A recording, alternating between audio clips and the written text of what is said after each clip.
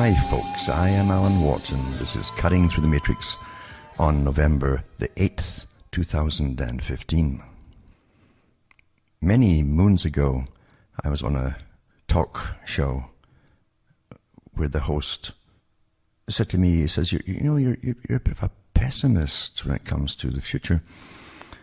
And he was talking about the whole, agenda and things like that. The things that the average person might know to some extent. And I didn't really become fussed up about it because I've had the same remarks from many people over years, even from childhood. When you point things out to them, it's outside their ken, at least the scope of the topics they're on about. And you have to accept they don't know as much as you do. But I could have gone ahead and refuted his comment and so on, but I didn't bother. It wasn't worth it because he had a lot to learn, still has. But the reason that some people might think that is that I'm not into entertaining you see. I never came out to entertain the public because what's happening is a massive revolution. And most revolutions, I've said many times, are bloodless or fairly bloodless. They're cultural and they're social and so on. And they change the face of countries and nations and what they stand for. One decade might change totally into the opposite the next decade, depending on the amount of scientific indoctrination from every source possible of communication, television and so on. And fiction as well. Lots of fiction is awfully important, and as I've said many times. But it's not pessimistic to understand things whatsoever. In fact, but the thing is, the trick is not to let yourself become downtrodden about it. Most folk do. They'll crash if they understand the scope, the massive scope of what's really happening and has been happening before they were born, in fact. It would crash them to understand that everything you believed in or was drummed into you to believe through your education and upbringing and all the rest of it is bogus.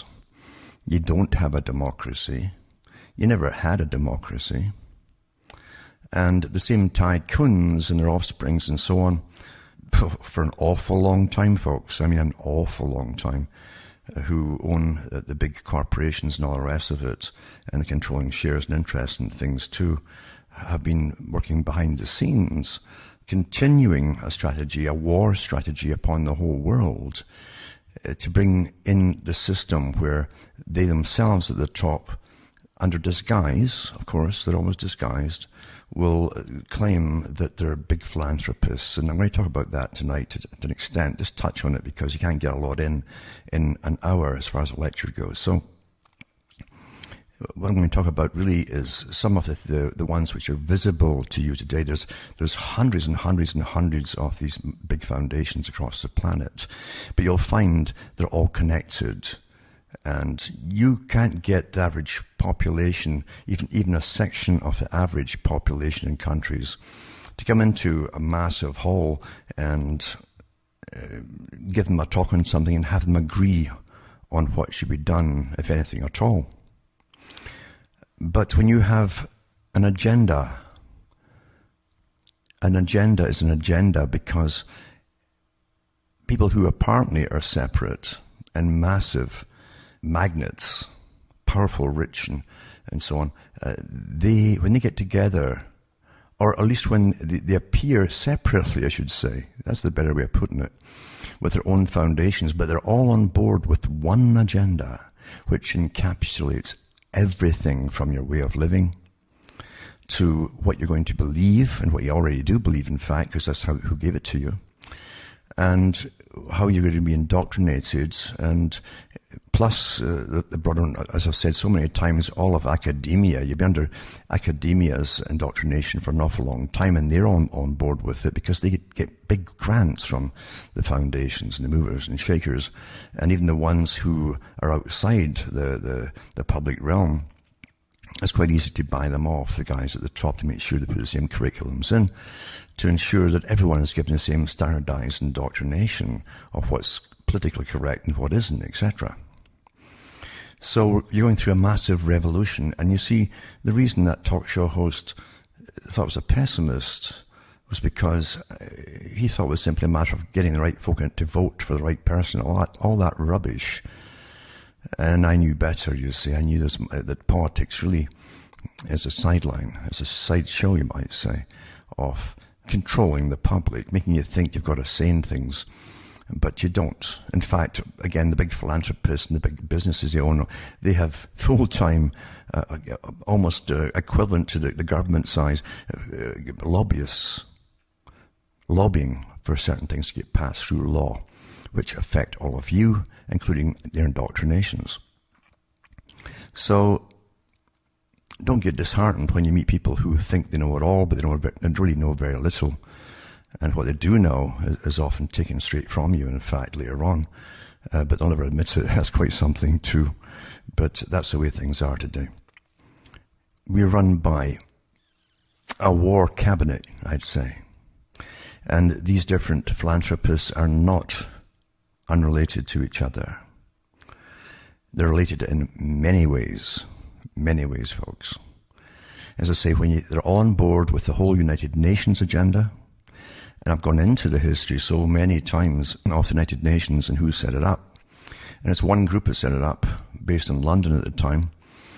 And before that, the League of Nations is set up, the Bank for International Settlements, the World Bank, the World Trading Organization, all these organizations you hear about, the World Court, all these things were set up by the same cabal for total control of the world and all of its resources. And remember, if you've got the patience at all, go into cuttingthroughmatrix.com and listen to the thousands and thousands of talks I've given over many years on the strategy of this war cabinet, you might say. And I mean total war. I'm not giving you a simple analogy here. I mean total war on the public. When you're not allowed to have a mind of your own and come to your own conclusions by using your free mind, then obviously your mind is not free at all. And yet, through many techniques and shunning and all the rest of it, and peer shunning and so on, and shaming, they've been brainwashing children for an awful long time through the school system. And now it's outside of the school system. And people watch their P's and Q's wherever they happen to be. Which is ridiculous, because everyone should say what they actually think. It's only we. I mean, you can imagine in the past, it was quite easy with standardized war to see there's an army over there that want to invade us. Let's prepare to meet them and fend them off. It was quite straightforward. But when you have a war that's been declared upon you quite silently, in fact, and always denied, always denied. It's always for the greater good, you know. And then it's much, much more difficult to spot for the average person who only sees the fallout from the agenda, but not the cause behind it and where they want to go with it all. We are little blips of time, just passing through time. Our lifespans are short, and therefore you know very little when you die. You might know what you think is quite a lot as to when you started, but it's still a very little, because the generations that went before you, within them too, with all their worrying and scurrying and working and all the rest of it, trying to live and survive, they didn't have time either, most of them, to delve into the causes of things. And sometimes they come out with erroneous causes, simply because they didn't have all the facts. Facts are very difficult to get, and they're getting more scarce today because of, the scientific control of all information, the rewriting of histories, for instance. It goes on all the time, has been going on again all your life, until whole sections of history are completely altered or omitted from history books. And that's all by design as well. People don't think about that or why this happens, but it's coordinated, again, from a big cabal at the top who coordinates these things intergenerationally.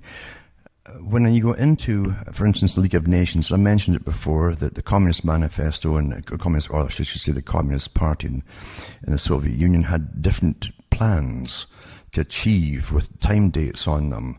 5-year plans for one thing, 10 from there, sometimes 50 and even 100-year plans. Well, most folk won't live till 100. So why do you think these plans can continue to be pushed ahead, you see? When one generation's dead and yet there's still something pushing it ahead and in control of it all to make sure that it doesn't go off track. And that's because the big foundations, which are fronts in themselves, the philanthropic organizations, can last as long as they want them to last, for 300 years or more. And generations work for them and implement their planning and monitor them and so on, tweak them where it's not working so well to make sure it does work, and they retire within working for these organizations, and the next group take over, hire, die, and nothing ever comes to a standstill. There's no lapse in anything, and they can start off with specialized goals for one foundation, for instance, and achieve it 100, 150, 2 years later, because people are working full-time all that time to make sure they achieve the part of the goals that they were founded to do. But as I say, how come all these philanthropic organizations have exactly the same politically correct views on everything and the same implementation of all these particular views? Nobody differs. They're on board completely with it.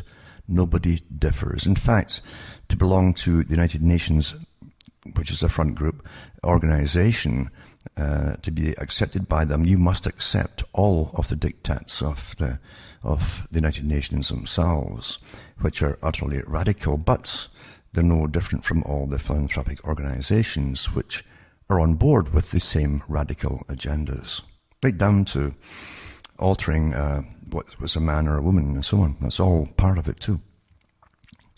Which tells you,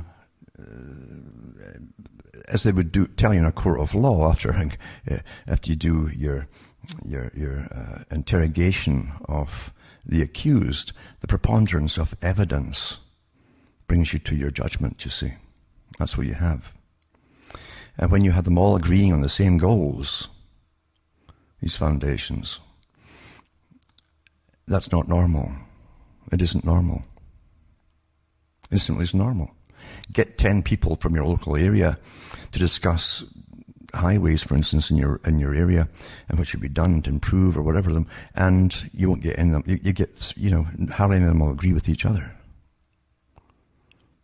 So the preponderance of evidence with philanthropic organizations, when they all agree with the same agenda, and the agenda is completely radical, changing everything in life and the way you're going to live, then it means there's a coordinating body of them at the top from one group. It can mean nothing else at all. And that body does exist. The evidence for this can be seen pretty well every day if you really had time to go through so much information, or what they give out today as information. You would find that this coordinating body had their fingers in every single pie that affect you and what you eat, how you behave, what you're going to think, all your PC, your political correct indoctrination.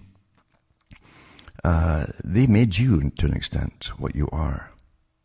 And you'll become that because of peer pressure, because your peer group are indoctrinated too, and everyone eventually accepts the indoctrinated role which is laid out for you to play. Very few folk can stay by their opinions and possibly be ostracized by the crowd, you might say. So psychology, behaviorism, neuroscience, all these different areas and sections now, many sections to do with studying us, are all in play and working full time for the big foundations and their think tanks across the world, and have been for a long time. Now here's one topic, for instance, that gives you a clue to things. I'll read a little bit of it first and then explain it to you. You understand, if you don't really know the agenda, you won't pick up on things to explain to you. It's done so cleverly and it's so common as well. To save money, states in the US give up on repairing some rural roads. But say, oh, well, it's another topic.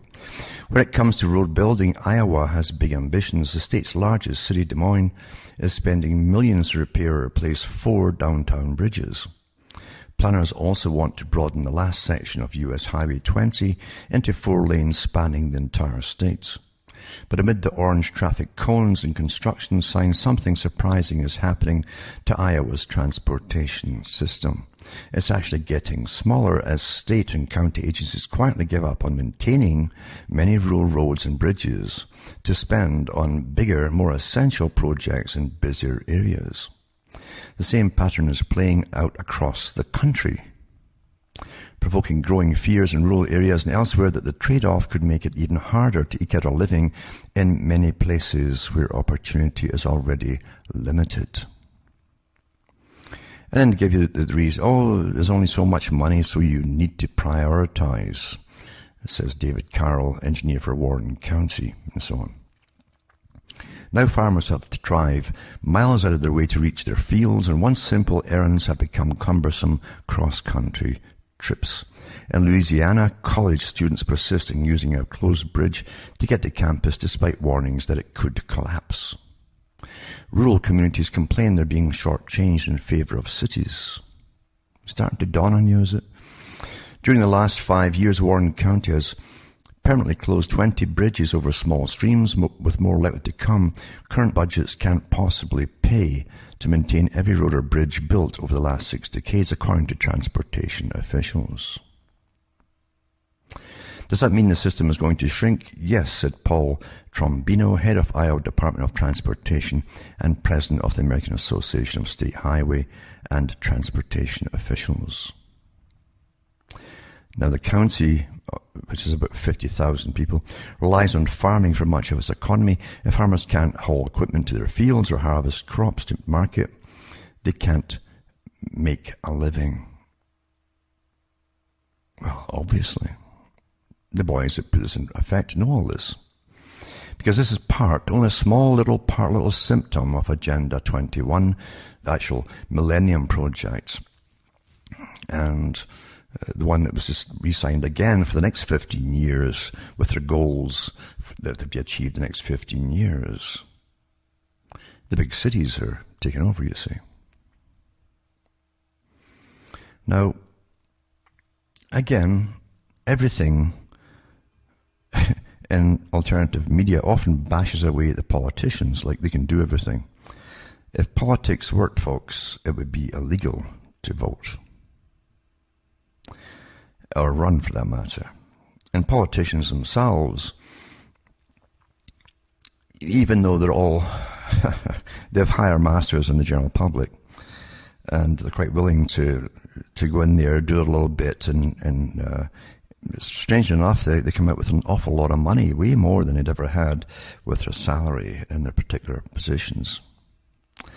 But that doesn't matter, you see, because people, they still harp on about politicians. Now, politicians, even though they're always been known to be, let's just say, corruptible, we'll be kind here, are still technically, they have to put a show on for the public to get elected. And each one wants to get on in their career and make lots of cash. That's what they're there for, and get more power and all the rest of it. And as long as they have this damn nuisance of being responsible to any public, they have to at least go along with certain things to some extent or other. Although the extent they go along with things for the general public is less and less and less, as you well know. But that means you must get things done in an alternate way, where you can get it done without the people being who are pushing it all are responsible to the public.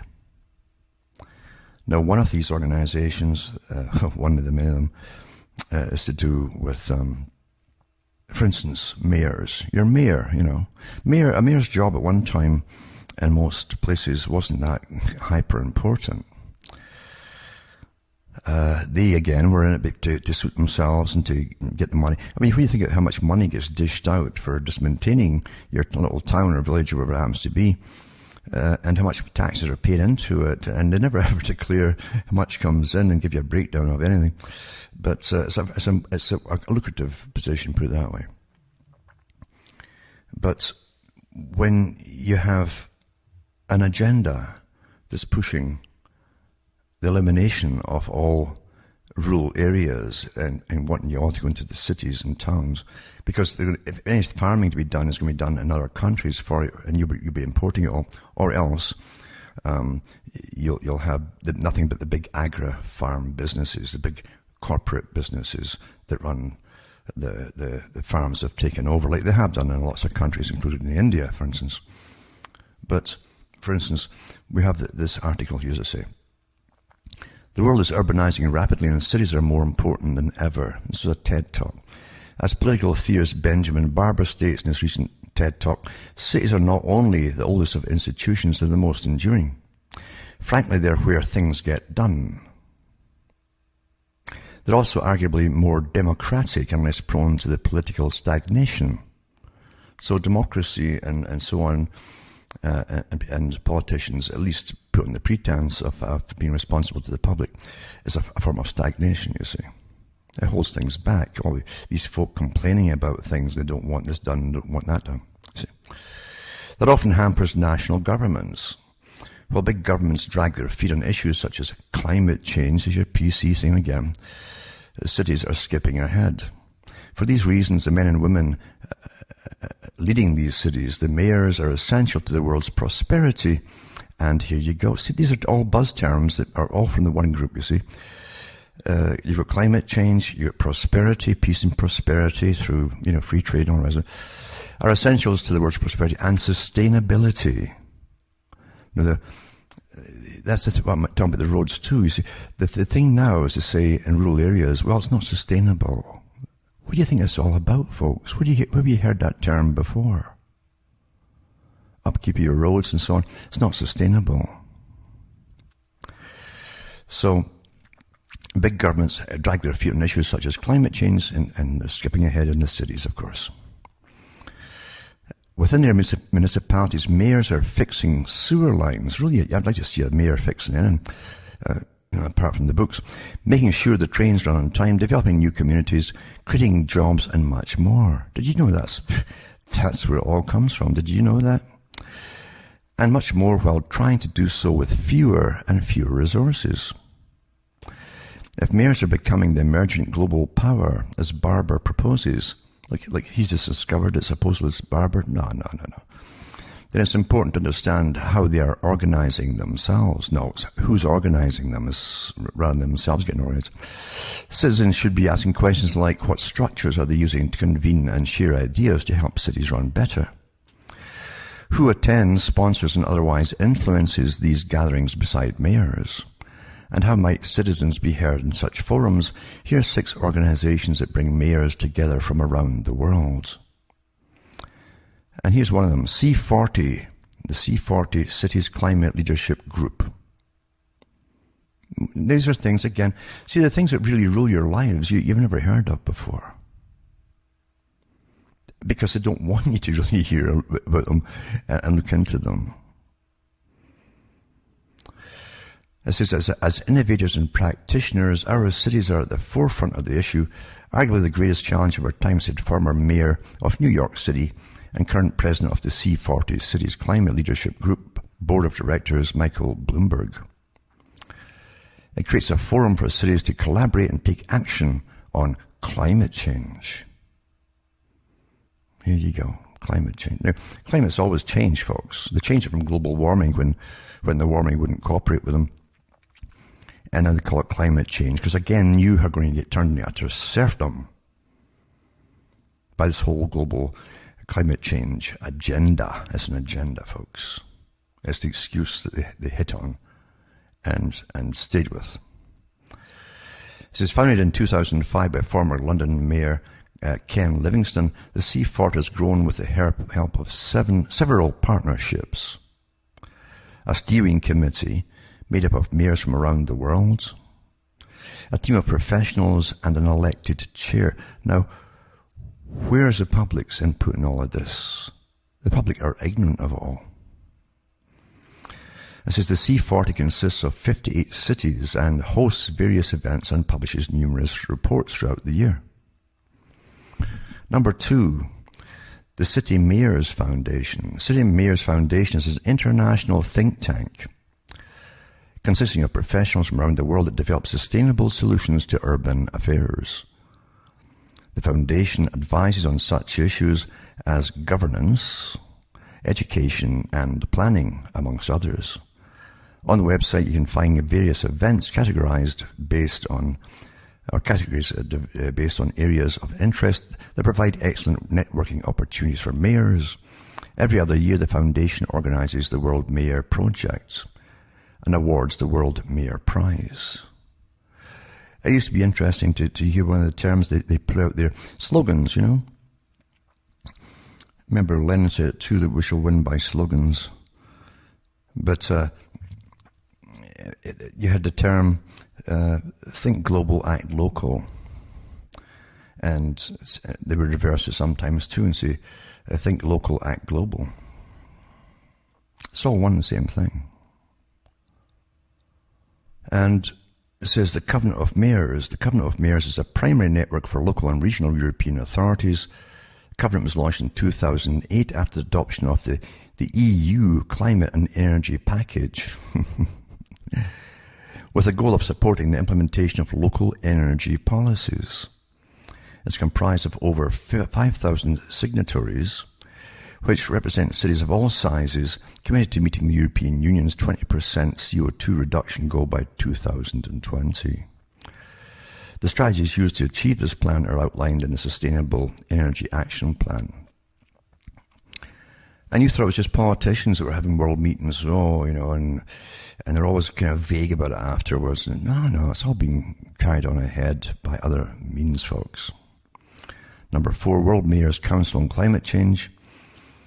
It advocates for engagement of local governments in their efforts to address climate change. Well, they've drafted their so-called freebie, ex-civil servant, sudden environmentalist types onto their councils. You never voted them on, and I think now they get paid for it now.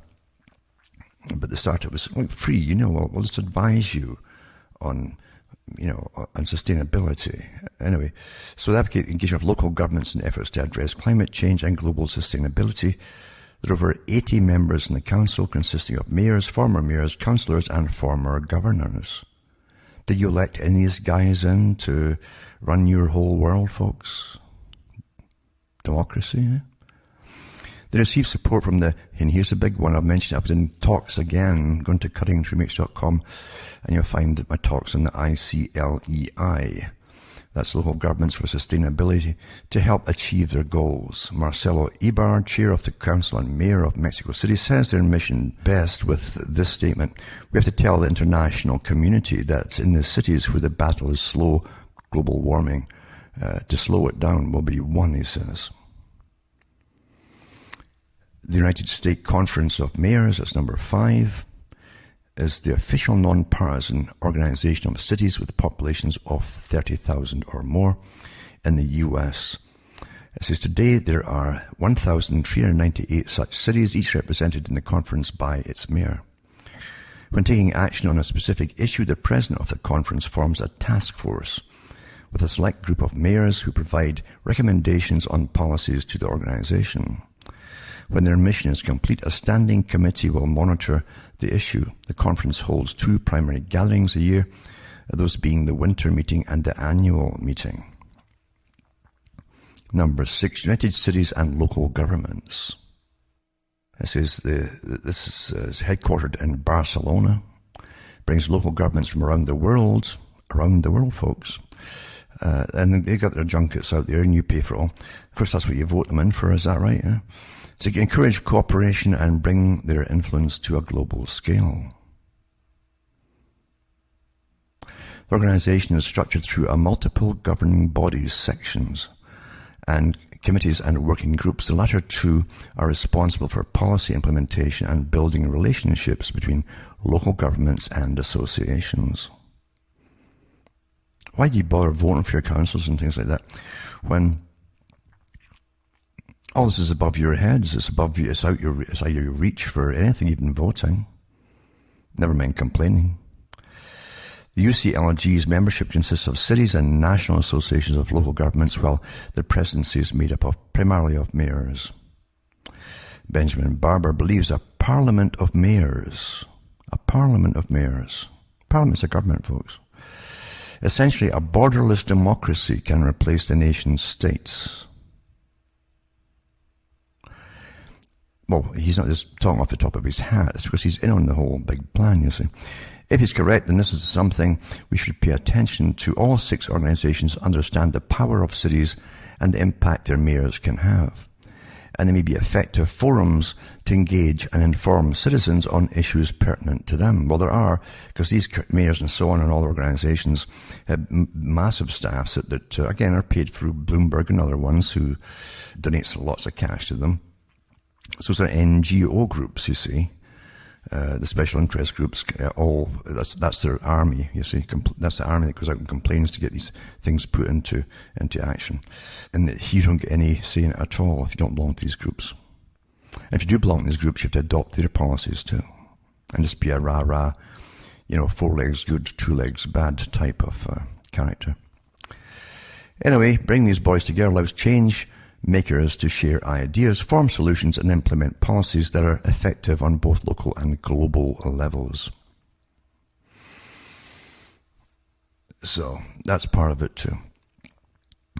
Now, these aren't little separate things I'm reading here. This is the one big mission agenda, the tentacles in all the different areas, you see, all working together, and they're well aware of it, what they're working for, these characters. And they're well aware there's a pyramid of control, just like an army has its generals at the top, its field marshals and generals and all the rest, all the way down to the private soldier, the NGO at the bottom. And you'll find this one here too. It's the new covenant of mayors called Mayors in Action Covenant Map. So there's a covenant. Have you heard that term before, covenant, eh? And that means they've sworn on to this thing, you see. They've sworn on to it. And this says here, the Covenant of Mayors is a mainstream European movement involving local and regional authorities, voluntarily committing to increase energy efficiency and use of renewable energy sources on their territories. By their commitment, Covenant signatories aim to meet and exceed the European Union's 20% CO2 reduction objective by 2020. Did you know your mayors were involved in all this kind of stuff?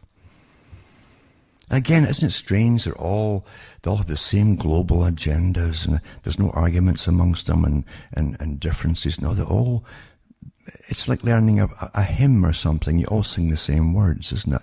Rather odd, because after all, a church is organized. Another one, again, funded by this big philanthropist, you understand? Bloomberg is another World Mayors Council, Global Mayors Compact, it says, brings unity and ambition to tackling climate change. Mayors, governors, councillors, former mayors, they're all advocating for bold climate action. They're the voice of local governments in the global environmental forums.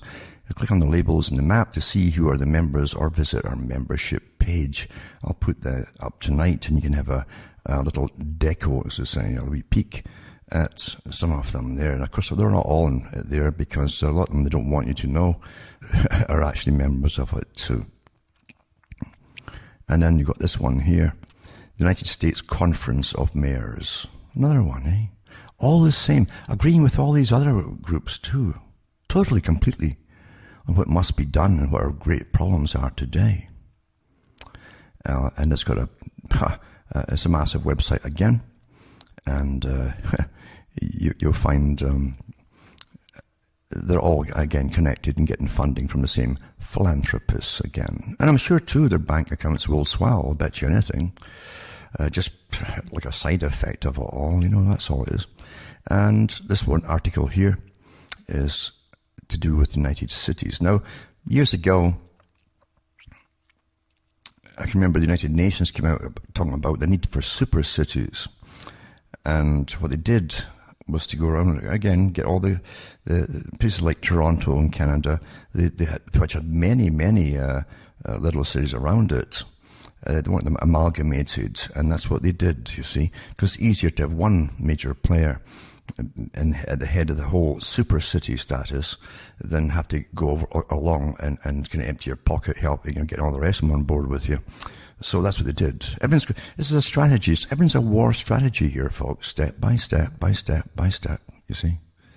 This is only one area, never mind the step conditioning that you've had on your mind since you were born, and your parents before them, for that matter, too. And this one goes to all the different local and regional governments' contributions to the post-2015 agenda. So your tax money is funding them too. And they go into the world summits they've had, Bogota and different places and so on. And it's just the biggest collaboration to accelerate climate action, a compact of mayors. And it gives them their toolkit as it gives the kind of teacher types to contribute to the UCLG strategic framework. Strategy is what you get in warfare, folks, you see. And big, big plans. And that's what you're living through, a big, big plan. The so-called great work of one group to dominate all the rest of you. Until you'll be unable to even think your way out of it, which a lot of folk have already achieved.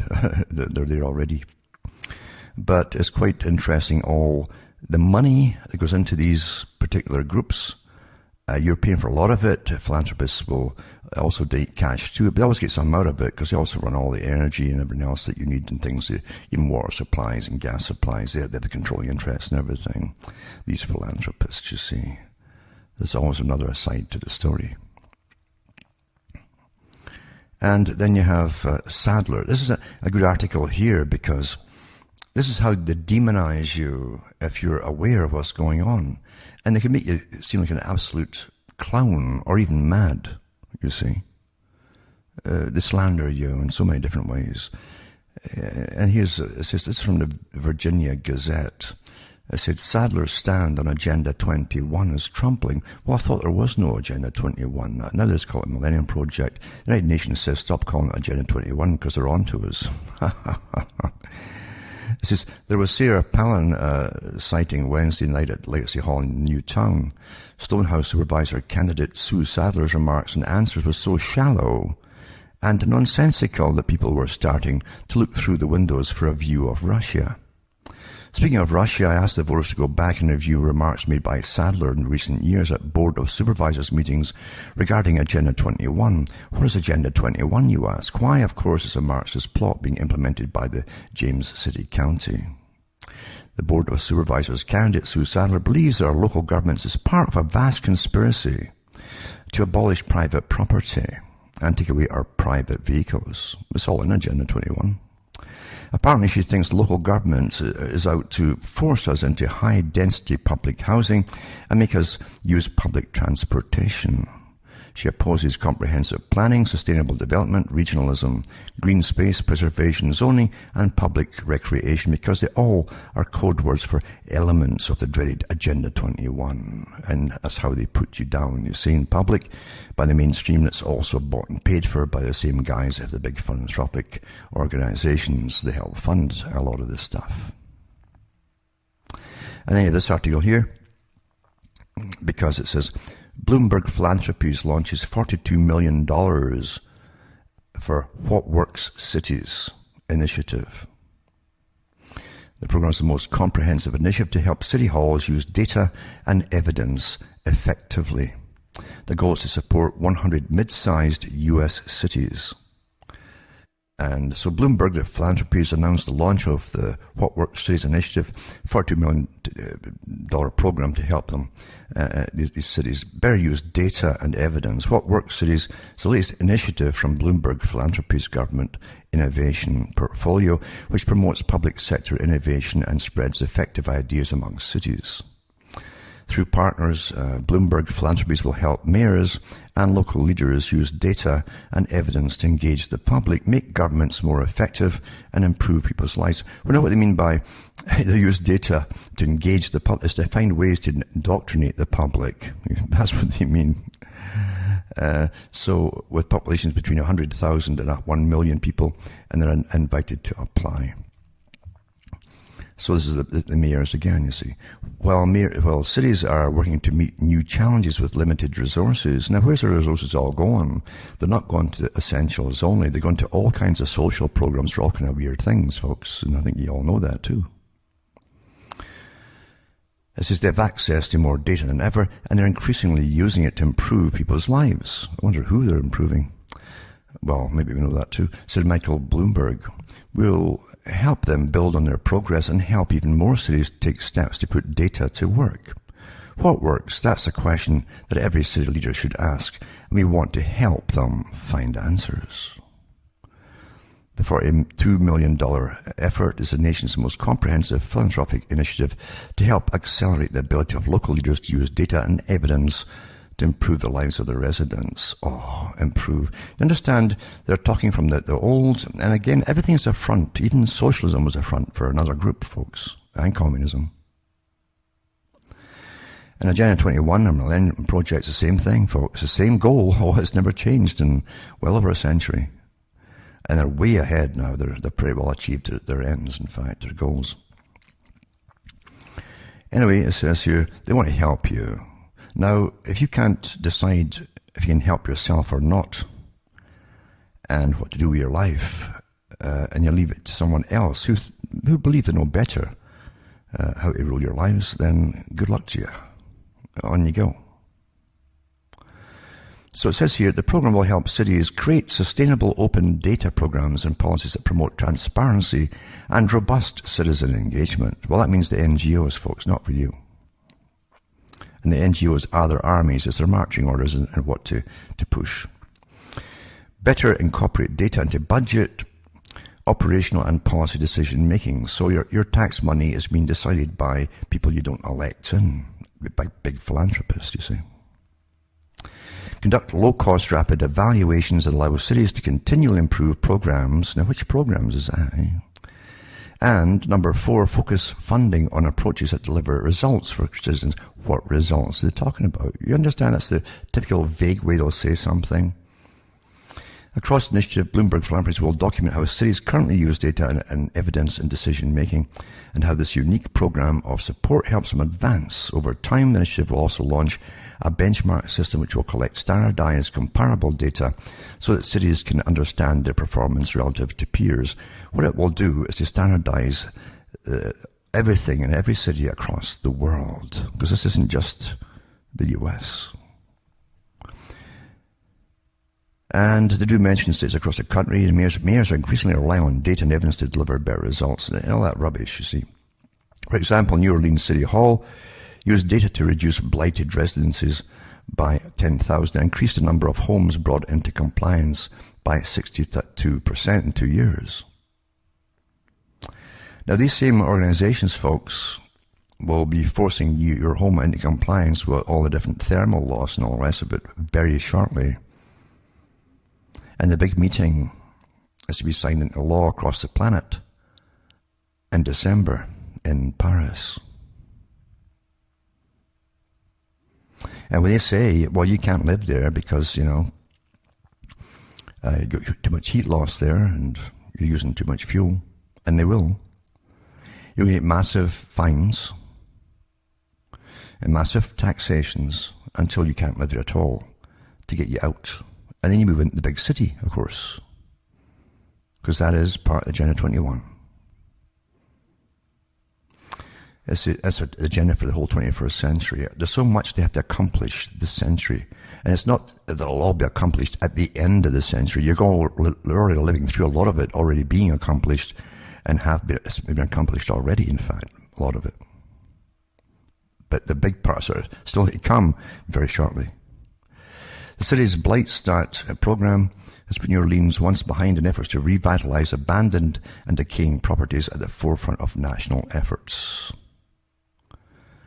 In New York and other jurisdictions, open data from transit agencies has led to the creation of hundreds of apps that residents now use to get around town. Again, see, they want you to take public transportation. So that woman Sandler wasn't nutty at all. Choose where to live based on commuting times. Provide key transit information to the visually impaired. Oh, you see how wonderful they are. Oh, it's not wonderful. This is and more. I got a laugh too, because in Sudbury, it's the city nearest me, there are crosswalks there with the lights on, for pedestrians. And once in a while, I'll take them. And you get the beeps starting off, little chirping birds and all that when you're supposed to cross. And you're not halfway across, and then it gives you a countdown, like 15 seconds, 10 seconds, and so right down until you're running at the end to get across. How the heck do older folk and so on get? Well, they can't. They can't get across in time. This kind of stuff standardized across the country now. So don't go out. That's okay though, you see, because even in Canada, apparently the new government's going to, push in voluntary euthanasia and so on. Anyway, it says, and Louisville has asked volunteers to attach GPS trackers to their asthma inhalers to see where they have the hardest time breathing. So they're targeting air pollution, you see. Well, you get rid of all these vehicles, folks, and take the bus, the green bus, and so on. That's what it's all about. Except for the philanthropists and their armies of workers who'll all have big cars driven by chauffeurs. Just like the Soviet Union used to have. A consortium of leading organizations has been assembled to inspire, challenge, and support the cities. These partners will deliver a comprehensive program of support, promoting tested and well as innovative new approaches. And this part of it is called Results for America, will lead to coordinate the What Works Cities Partner Consortium and advance a nationwide dialogue on need for cities to use data and evidence in decision making. In other words, standardize the whole thing. I'll put this up tonight as well, folks. And then this one here, this is applying the Bloomberg Philanthropies approach to drive innovation in cities. Change, Fostering innovation to help mayors solve problems and improve city lives. So that's the main one that's behind so much of it too. And financial empowerment centers and cities of service, innovative teams, and you can look them all up yourself. I'll give you the main link. In India, Smart Cities Mission for India too, and all these different countries, and Mayor's Challenge and What Works and so on. But they're spreading bold ideas, and their mission is supporting the design and delivery of a city's challenge, because they know better how you should live with your life, and everyone in the world should live, in fact, except for their own particular, how would we phrase it? Maybe better not. Anyway, I'll put that up tonight for you as well. And then you have this article too. I think it's from Bloomberg as well. Results that can be measured, change that can be felt. And Bloomberg Philanthropies draws on Mike Bloomberg's decades of experience as a leader in the public and private sectors to deliver real, meaningful, and lasting change around the world. He was just born for it, you see. Isn't it? I'd like to see what his particular, help me know. Learn how we're working to create better, longer lives for the greatest number of people, he says here. Mm-hmm. And they've got governments, innovation, education, arts, environment, public health, founders, projects, and all that. And the size of it, the staff that does all this must be incredible, folks. Incredible. And then we're on to this article here. And Bloomberg again, this is inspiring bold, replicable innovations developed by cities. The Mayor's Challenge is an idea competition that encourages cities to generate innovative ideas that solve major challenges and improve city life, and that have the potential to spread to other cities. Well, the whole idea is to make sure they're all standardized in the same way. The cities are uniquely positioned to encourage and foster the innovation, creativity, ideas and solutions needed to tackle the pressing social and economic issues facing the world today, as well as meet the challenges of tomorrow. With increasing needs and diminishing budgets, local governments must find innovative new ways to get work done. And that's where the mayor's challenge comes, in competition for cities that inspires mayors and their partners to develop breakthrough solutions. And then they go through some of it too. Turning ideas into reality. It's not ideas, folks. These are war plans. And a £5 million grand prize winner as well, too, that I should give you them. So there's big money involved too to get them. The mayors don't get paid much, you know what I'm saying? And you know what it is. People go into politics and mayors' positions because they want to help you. That's the history of the world, isn't it? Isn't that how, folk who end up ruling you, how they start off? They want to help you. I'll also go up tonight too. George Soros, who's also on board with the same exact agenda. Isn't it? All the different aspects of it, the same exact agenda. And I put his wiki up on him too. And then Bill and Melinda Gates. Don't forget Rockefeller Brothers, Philanthrope and Ford Foundation, all these ones. They're all on board pushing the same agenda with their massive armies of paid non-governmental organizations. You don't vote any of them in. I keep repeating that because you keep forgetting, I'm sure. Because you hear their names all the time doesn't mean that they are rightful masters of the world. You don't vote them in. You don't vote. Keep repeating that to yourselves. We don't vote them in. And therefore they should have no right over you whatsoever in any possible way. And it says here, in this article here too, is Bill and Melinda Gates. The little scarce thing. They don't give you much about Gates, really, do they? It says in 1997, the foundation was formed as the William H. Gates Foundation. During the foundation's following years, funding grew to $2 billion US. On June 15, 2006, Gates announced his plans to transition out of a day-to-day role with Microsoft effective July 31st, 2008, to allow him to devote more time to working with the foundation. See, this is his big mission. That's why they set him up, made him very, very rich, in fact. And I'll put this up. It's quite interesting. And two, he's in with Warren Buffett. All the big players, the little names you hear about every so often. So on June 25th, 2006, Warren Buffett, then the world's richest person, so they say, estimated worth of $62 billion as of April 16, 2008, pledged to give the foundation approximately 10 million Berkshire Hathaway, as a corporation, Class B shares, spread over multiple years through annual contributions, with the first year's donation of 500,000 shares being worth approximately $1.5 billion. Buffett set conditions so that these contributions do not simply increase the foundation's endowment, but effectively work as a matching contribution, doubling the foundation's annual giving.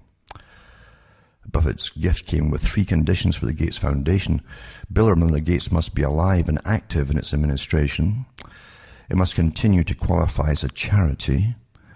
And each year it must give away an amount equal to the previous year's Berkshire gift, plus an additional amount equal to 5% of net assets. Buffett gave the foundation 2 years to abide by the third requirement.